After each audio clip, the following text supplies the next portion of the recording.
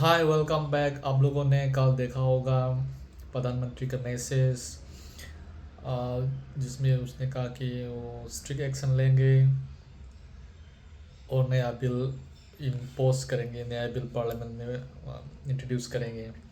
लेकिन the youth जो है, the youth of India, youths of India are still not believing what he has committed, क्योंकि youth को क्या चाहिए? Number one, justice. Justice first thing is education minister should be resign, and उसके बाद जो भी स्टेप होंगे, उनका डिमांड है, जो जो पॉइंट आउट किया है वो फुलफिल करना पड़ेगा।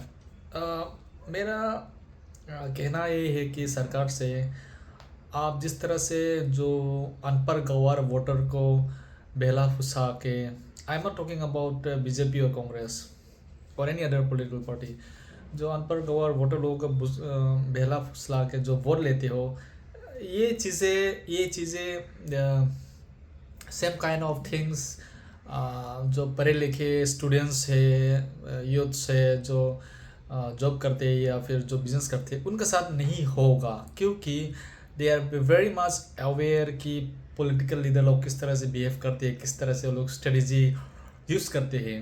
सो for the future of youths, for the future of India, क्योंकि फ्यूचर में यूथ्स लोग ही देश को चलाना है, तो for that the stand taken by the youths is going to be stronger day by day.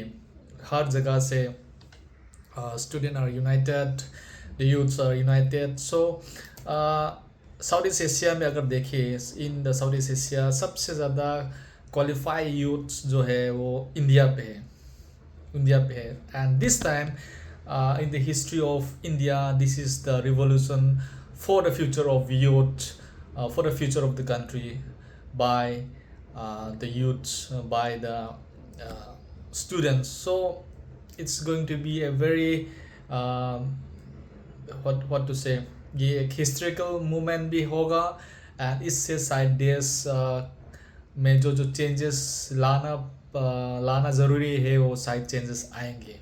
Not only about education system, India का टैक्सेशन सिस्टम जो है वो भी वेरी वेरी व्हाट टू से डेंजरस टैक्सेशन सिस्टम। ये हर जो income करते हैं, जॉब करते हैं या बिजनेस करते हैं, उसको तो लूट रहा है टैक्सेशन सिस्टम। ये भी एक पॉइंट है। सो इंडिया में बहुत सारे ऐसे सिस्टम है जो चेंज करना ज़रूरी है, भले ही वो किसी भी सरकार को हो। It may be any ruling party, BJP हो, कांग्रेस हो या फिर कोलिशन पार्टी हो, इससे कोई मतलब नहीं। The youths, the educated section wants की देश में एक जस्टिस होना चाहिए, प्रॉपर एजुकेशन सिस्टम होना चाहिए, एंड एजुकेशन को बहुत ही सस्ता करना चाहिए। इफ़ यू सीना तान के बोलते हैं कि India is the fourth largest economy in the world, then why education is very expensive in the fourth largest economy country? It is very shameful. Education को वेरी वेरी सस्ता करना चाहिए। आपका जो कॉम्पिटिटिव एग्ज़ाम है, एंट्रेंस एग्ज़ाम है, उनका जो फीस है, it should be minimum amount या फिर इक्विवेलेंट टू जीरो होना चाहिए, so that everybody should get chance to be part of that kind of exam.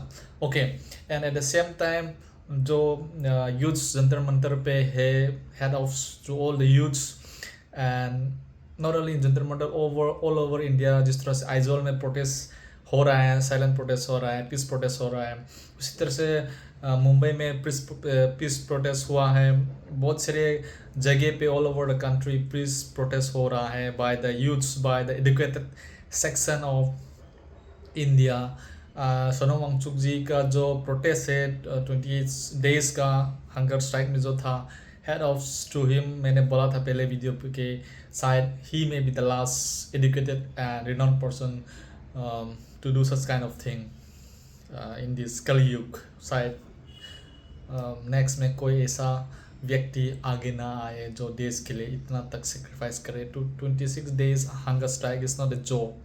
आप नहीं कर सकते, मैं नहीं कर सकता, लेकिन उसने किया है, and we salute this hero. He is a hero for the youths, for the future of the country and even प्रधानमंत्री को भी सोनम वांगचुक को सॉरी बोलना चाहिए, not only to the student का तो वो आके अपोलॉजी देना चाहिए, सॉरी बोलना चाहिए कि in my prime minister term इस तरह का अनजस्टिस हुआ है स्टूडेंट के साथ, एंड द वे लाठीचार्ज जो भी हुआ है उसको भी होम मिनिस्टर रेस्पॉन्सिबिलिटी लेना चाहिए। तो इट्स अबाउट रेस्पॉन्सिबिलिटी, क्या एजुकेशन मिनिस्टर रेस्पॉन्सिबिलिटी लेगा, क्या होम मिनिस्टर रेस्पॉन्सिबिलिटी लेगा, या प्राइम मिनिस्टर रेस्पॉन्सिबिलिटी लेगा। It's not about politics, it's not about Congress, BJP और any other party, it's about the future of the nation. Thank you and take care.